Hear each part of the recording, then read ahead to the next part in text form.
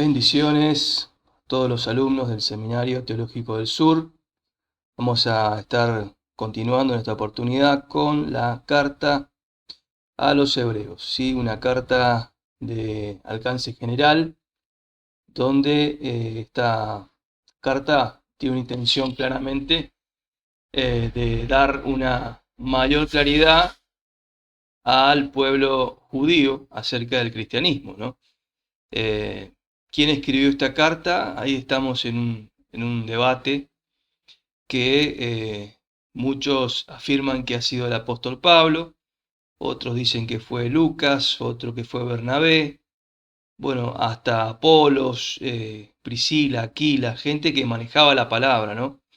Clemente de Roma, mucha gente tiene ciertas preferencias o argumentos, ¿no? Que podemos ponderar a uno u a otro, ¿no? Hay un saludo desde Italia, hay similitud con la forma de escribir de Pablo, ¿no? Pero Pablo siempre tenía esa forma de presentarse y él decía, ¿no? Yo escribo así. Y la forma era saludar y dejar su autoría al principio, y saludar al final. Pero bueno, esta carta o tuvo otra intención o no fue el apóstol Pablo, ¿no? Entendemos que tal vez el modo de escribir era, era también una impartición, ¿no? Y puede ser que varios de estos hombres de Dios de la época tengan la misma capacidad, ¿sí? No dudamos de la capacidad espiritual e intelectual de Lucas, de Bernabé, ni de Apolos, pero en fin, cualquiera que haya sido el autor, no podemos decir que no fue el Espíritu Santo, así que vamos a dejarlo ahí. El Espíritu Santo nos dejó este libro y vamos a dejar las opiniones de los autores en segundo plano, ¿sí? Cristo es el centro de esta carta y nos lleva a descubrir al Señor como mayor, ¿sí? Mayor a los ángeles, mayor a Moisés, mayor al día de reposo, mayor al pacto, al antiguo pacto, y nos introduce en un nuevo sacerdocio, en el nuevo pacto, ¿sí? Esta carta sin duda tiene un sabor judío, donde los judíos está fresquito, ¿no? Los sacrificios, habla en tiempo presente acerca de la tradición judía, de la liturgia de los levitas, de todo lo que se hacía en el templo, ¿no? Por eso el tiempo de la fecha tiene que haber sido antes de la destrucción del templo de los judíos, ¿sí? Antes del año 70, ¿no? Por eso podemos hablar de esa fecha aproximada, ¿sí? Pero estaba todavía el templo cuando el autor escribe, ¿no? Pero también es una advertencia, ¿no? Abandonar todos esos ritos. El propósito era justamente preparar a los judíos cristianos para la inminente destrucción de Jerusalén. El Señor la estaba por destruir y destruir el templo. Digo el Señor porque nada pasa sin la voluntad de Dios, ¿no? Los hechos históricos que rodean al cristianismo, aún los martirios, aún las persecuciones, están hechos con una intención de parte de Dios de hacer avanzar y de hacer transicionar la mente de la iglesia y sacarlo de ciertos estancamientos espirituales o ciertas comprensiones que ya pasaron del tiempo, ¿no? Cuando el Señor quiere dar vuelta a la página, el Señor por lo general usa tribulaciones y persecuciones para que la mente de la iglesia pueda absorber o aceptar la nueva enseñanza del Señor para esa época, ¿sí? Entonces, esta carta se escribe con el fin de explicar a los cristianos judíos que los sacrificios de animales a los cuales ellos estaban tan apegados, ya no tenían ninguna utilidad, que la muerte de un animal, de un cordero aún, jamás podía quitar del todo los pecados de la humanidad. Habían sido una una antesala, una figura, una anticipación de lo que es el sacrificio de Cristo, una vez y para siempre, ¿sí? Entonces, los hebreos reciben esta epístola, así como la carta a los romanos, tienen ese valor doctrinal tan importante, ¿no? La carta a los romanos tiene un valor de doctrina para el griego inicial, para las personas gentiles que se iniciaban y tenían todo el paganismo, también, ¿no? La salvación por fe, que también, bueno, habían judíos en esas zonas, pero la carta a los hebreos tiene que ver con hacer avivar, ¿no?, al pueblo judío tradicional y a dejar las tradiciones por un nuevo pacto que tenían por delante, un nuevo testamento. ¿Sí? Pacto y testamento son palabras similares, son sinónimos, que las podemos hablar de la misma manera. Por eso el Nuevo Testamento es un nuevo pacto en el sacrificio del Señor Jesús, en la sangre de ese Cordero Pascual, en la gloria de la resurrección de nuestro Señor y en el derramamiento del Espíritu Santo sobre toda carne, ¿sí?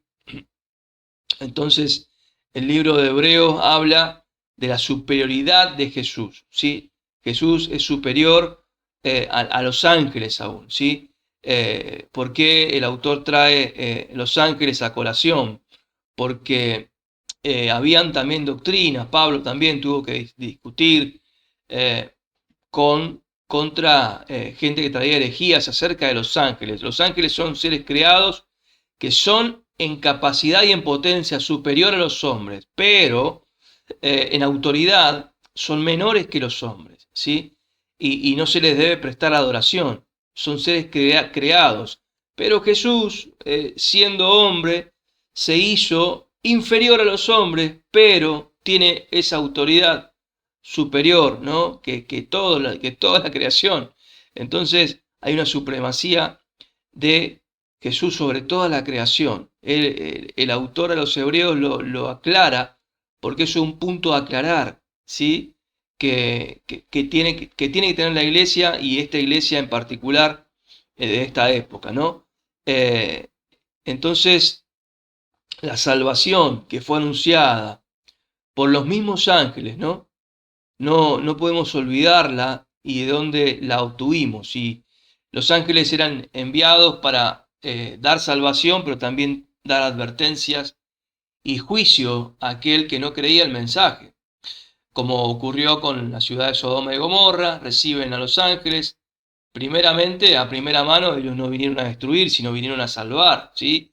A quien creía, a Lot, a su casa, y bueno, hicieron una reducción de gente, ¿no?, en base a la gente que creía, y bueno, fue solamente Lot y su familia, descartando una familia de un núcleo muy mínimo, ¿no? Ni siquiera los yernos, sino que las hijas, la esposa que creyó y luego no creyó más, pero los ángeles vinieron primero a salvar, luego ellos ejecutaron un juicio. Entonces tenemos que saber que la salvación tampoco es para descuidarla, porque si ellos la perdieron, nosotros también podemos correr ese riesgo, ¿sí?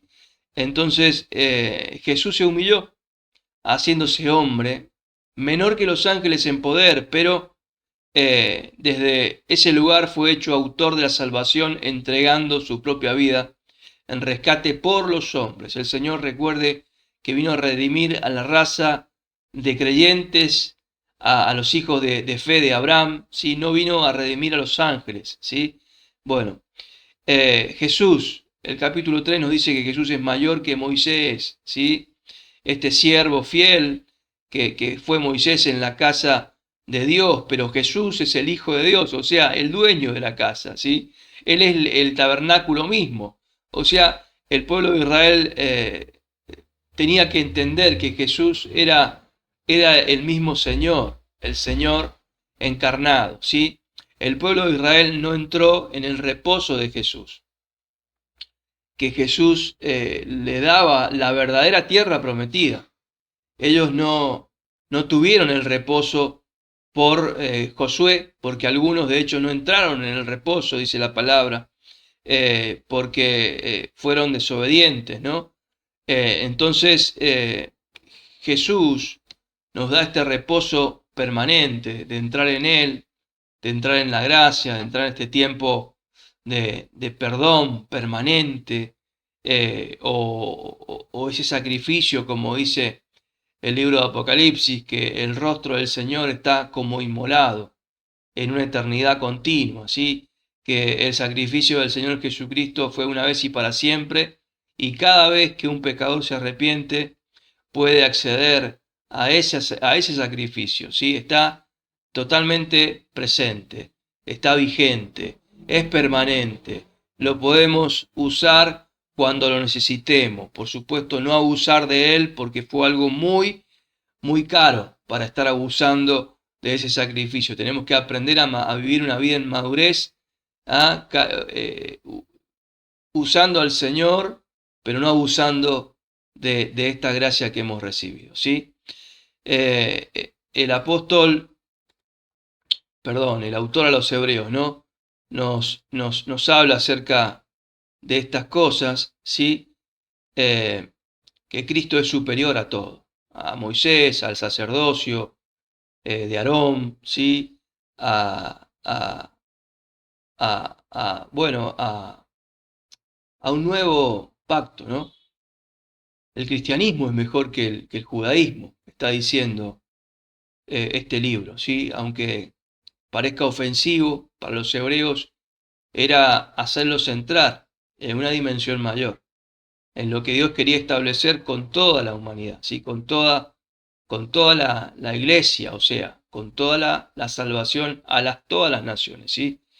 Entonces, el pacto del Señor es eterno, dura para siempre, ¿sí? Cristo es mejor que los profetas, que los ángeles, aun que los apóstoles del Padre, como Moisés, ¿sí? El Señor tiene un mejor sacerdocio, ¿sí? Mejor que el sacerdocio de Aarón, es un sacerdocio eterno, según el orden de Melquisedec, ¿sí? Melquisedec fue ese sacerdote que estaba antes que Abraham, el cual no tenía genealogía, no tenía, tenía un carácter de eternidad, es un tipo y figura del Señor Jesús, ¿sí? Melquisedec significa rey de justicia, Cristo es el rey de justicia, ¿no? Isaías 32 lo habla y lo reconoce de esa manera, rey de paz, sin principio de días, sin fin de vida, eterno, ¿no? Su sacerdocio, eh, rey y sacerdote, semejante al Hijo de Dios. Cristo es el Hijo de Dios, eh, es un sacerdote que permanece para siempre. El sacerdocio de Cristo es eterno, permanece para siempre, ¿sí? No fue instituido por un linaje físico, ¿sí? El sacerdocio de Melquisedec viene también de parte de Dios, ¿sí? Jesús no fue determinado tampoco por un sacerdocio físico, él no descendía de la tribu de Leví, ¿no? Melquisedec fue un personaje histórico real, así como Jesús fue también un personaje histórico y real. El sacerdote establecido por Dios, también Jesús fue establecido sumo sacerdote establecido por el Señor, ¿sí? Entonces podemos ver, ¿no? Este Señor, nuestro Señor Jesucristo, ¿no? Como sumo sacerdote, como miembro del trono, ¿no? El Señor como parte de la Trinidad, ¿sí? Nos da mejores promesas que las que le hizo a Abraham, ¿sí? El Señor rompió ese velo de separación y nos dio esta entrada a través de este nuevo pacto y mejor pacto, como dice el libro de Hebreos. Tenemos un mejor pacto, ¿sí? Por eso tenemos que andar en él, tenemos que cuidarlo. El pacto de la salvación, el pacto del cristianismo, el pacto de Jesucristo, del Padre a través de Jesús con los hombres, ¿no? Qué maravilloso es tenerlo al Señor. Así que, bueno, este sacrificio sirvió una vez y para siempre, ¿sí? Esto es lo que nos dice el libro de Hebreos, ¿sí? También nos habla de la fe. El capítulo 11 es la definición de fe y también los héroes de la fe, ¿sí? Gente que tuvo victorias sin ver lo que estaban realmente físicamente, no se le mostraba una recompensa material, sino que ellos tuvieron su recompensa después de creer, ¿no? Pero la fe abre este camino hacia obtener victorias y obras de la fe, ¿no? Como los hombres que se movieron por fe, ¿sí? El capítulo 12 también nos habla que Jesús es el autor y consumador de esa fe, ¿sí? Y que hay testigos que nos están viendo hoy en los cielos, como los héroes de la fe, que tenemos esta gran nube de testigos en derredor, ¿sí? Y nos anima el Señor a despojarnos del peso del pecado que nos asedia y corramos por delante esta carrera, ¿sí? Así que bueno, palabras de exhortación, palabras de revelación de un reino inconmovible, ¿sí? De que hay un reino inconmovible que el Señor nos está dando a su iglesia, ¿sí? El libro de Hebreos termina en el capítulo 13 dando esas exhortaciones, esas bendiciones y saludos, ¿sí? Esas recomendaciones que este autor, a través del Espíritu Santo, daba a la iglesia. Bueno, la carta del apóstol Santiago también es una carta para la iglesia judía, ¿sí? Donde Santiago habla acerca de la fidelidad y que la fidelidad se demuestra a través de la obediencia en la palabra de Dios. O sea, una fe obediente, una fe que tiene frutos, una fe que, que termina con la amistad con el mundo, ¿sí? Y que Dios tiene una misericordia para los que se han apartado del mundo, ¿sí? Es una carta práctica, es una carta tipo sapiensal, como el proverbio del cristianismo, una carta general también para nosotros, ¿no? Una carta que si bien fue para la iglesia judía, que tenía ciertos problemas, ¿sí? El autor, Santiago, ¿ah? Este Santiago que, bueno, habían varios Santiagos en ese tiempo. Estaba Santiago, hijo de Zebedeo, que fue asesinado por Herodes. Estaba Santiago, hijo de Alfeo. No se sabe mucho de él, pero se da por consenso, ¿no? La autoría de esta carta a Santiago, el hermano de Jesús, ¿sí? De los hermanos de Jesús, el mayor de ellos era este Santiago apodado el Justo. Era un varón piadoso, un varón de oración, se convirtió en el líder de la iglesia ahí en Jerusalén, ¿sí?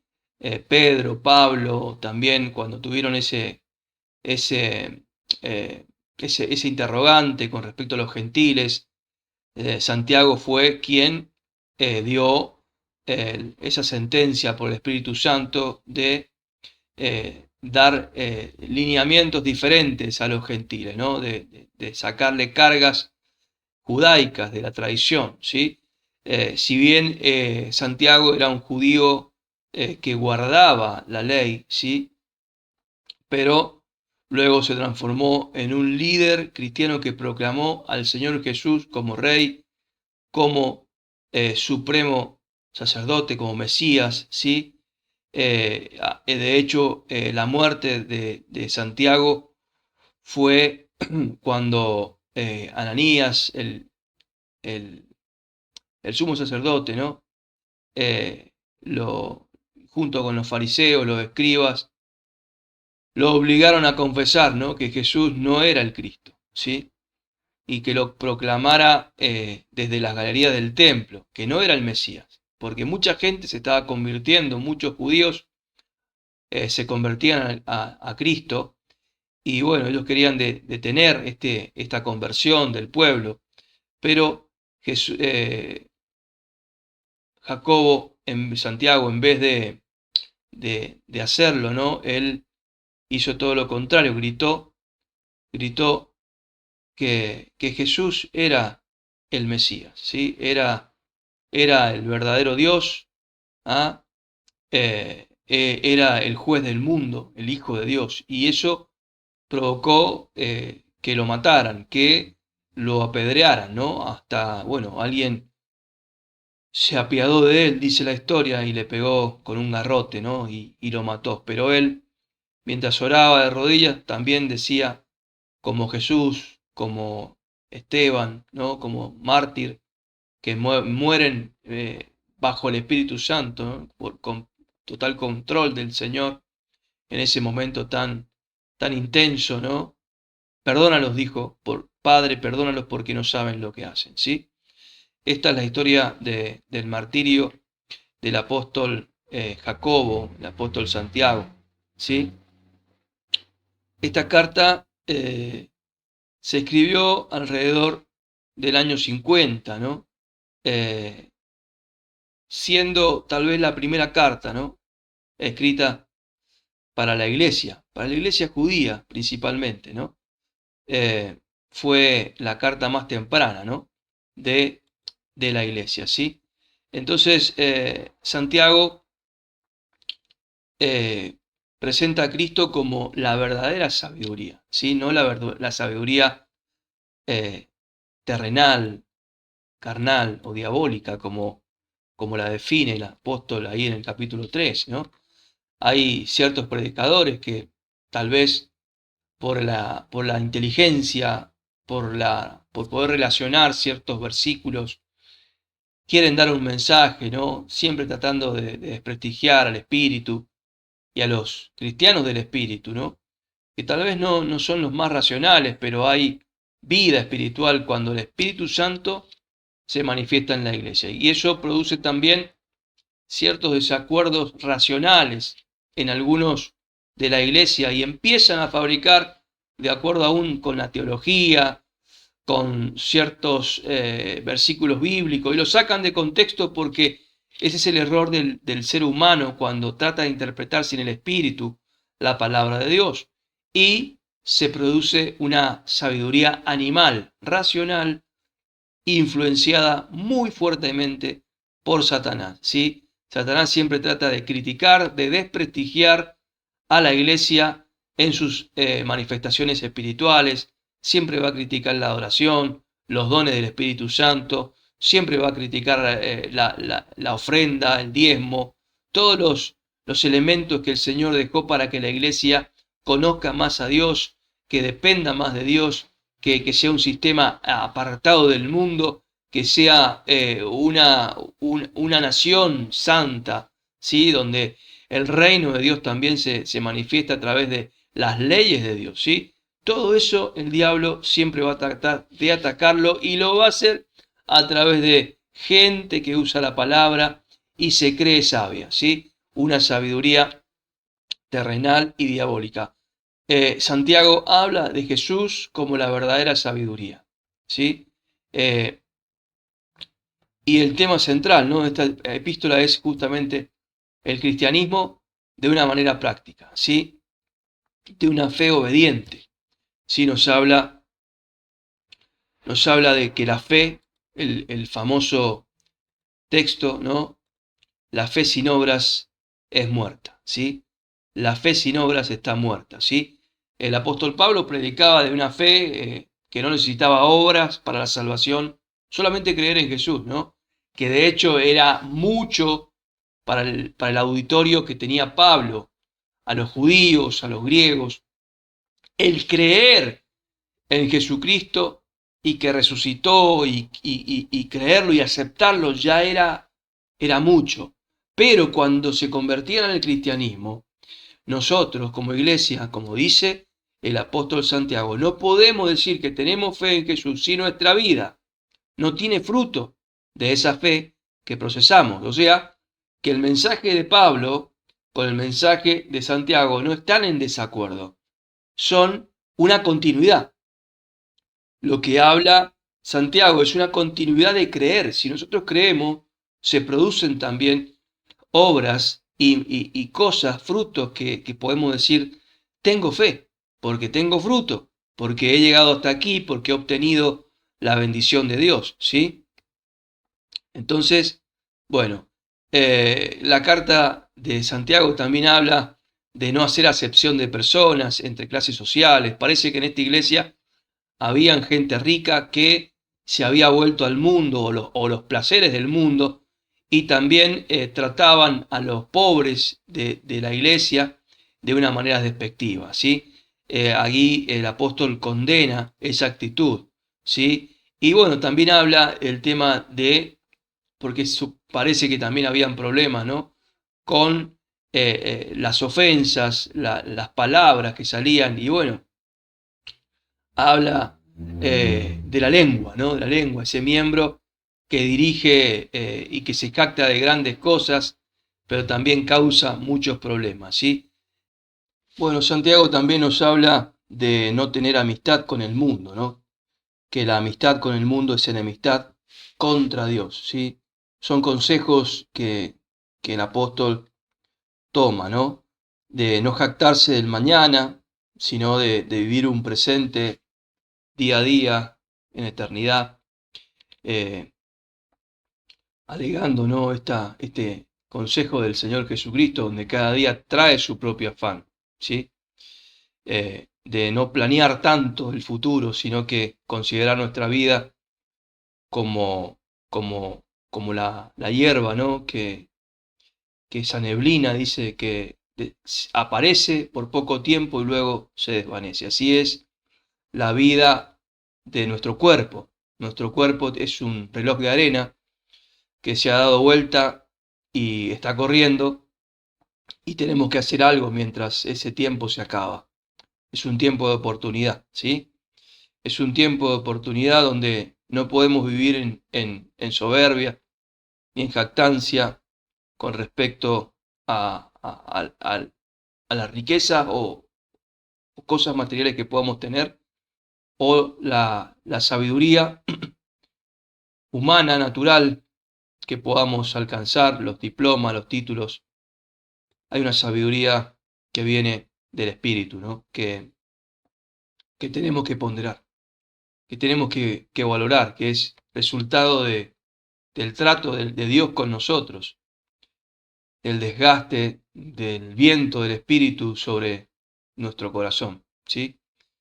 Entonces, bueno, el apóstol en el capítulo 5 termina con una advertencia más fuerte hacia los ricos. Parece que en esta iglesia habían esos problemas, ¿no? De discriminación y de mala fe con respecto de los cristianos judíos hacia aún sus obreros, ¿no? O la acumulación de riqueza, ¿no? Que los judíos tenían en esa época. Bueno, entonces el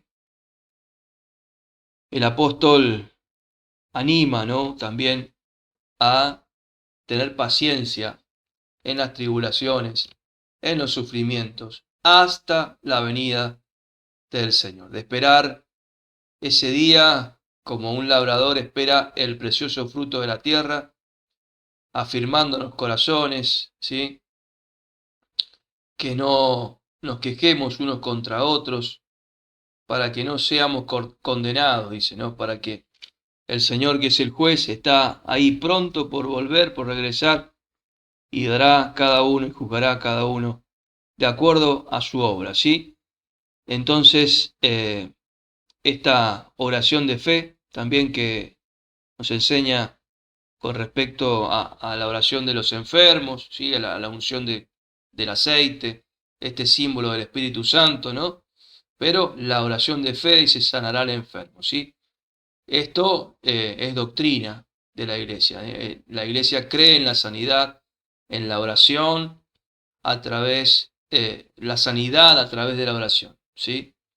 Entonces, la oración eficaz del justo puede mucho. Yo creo que este hombre, apodado el justo, tiene que haber sido usado en sanidades, ¿sí? Por eso entiendo que él lo afirmaba, ¿no?